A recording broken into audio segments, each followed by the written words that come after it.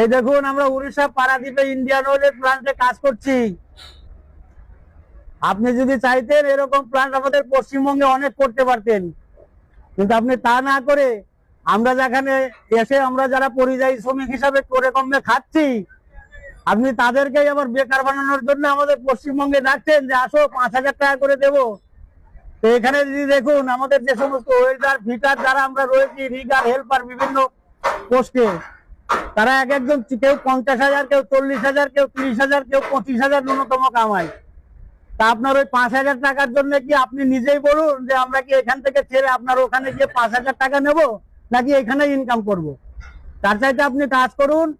যদি সম্ভব হয় এই ভোটের আগে আগে আপনি যদি এরকম একটা প্ল্যান্ট খাড়া করতে পারেন, আমরা আপনার ওখানে গিয়ে কাজ করি, তাহলে পরে হয়তো আপনার কথাতে ওই পরিযায়ী শ্রমিকরা পশ্চিমবঙ্গে ফিরে যেতে পারে।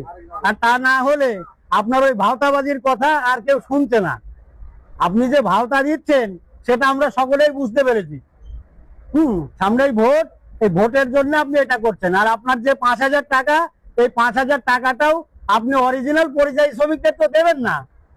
আপনি দেবেন তো ওই পশ্চিমবঙ্গের যে সমস্ত ভোট ব্যাংক আপনার রয়েছে, তোষামোদে যারা আছে, যারা আপনার ওই কর্মীবৃন্দ রয়েছে, তাদের বাড়ির ফ্যামিলির ভোটগুলোকে ধরে রাখার জন্য, কেনার জন্য আপনি স্কিম বের করেছেন। এটা পরিযায়ী শ্রমিকরা সকলেই ভালো বুঝতে পারছে। আমরা পরিযায়ী শ্রমিক, আমরা বাইরেই ভালো আছি, দেশে তো আমাদের কাজ নেই। আমরা বাইরে ভিন রাজ্যে এসে কাজ করছি, আমরা ভালোই আছি, আমাদের কোনো কষ্ট নেই, আমাদের উপর অত্যাচারও হয়নি। বলো, আমরা খুব আনন্দে আছি এখানে।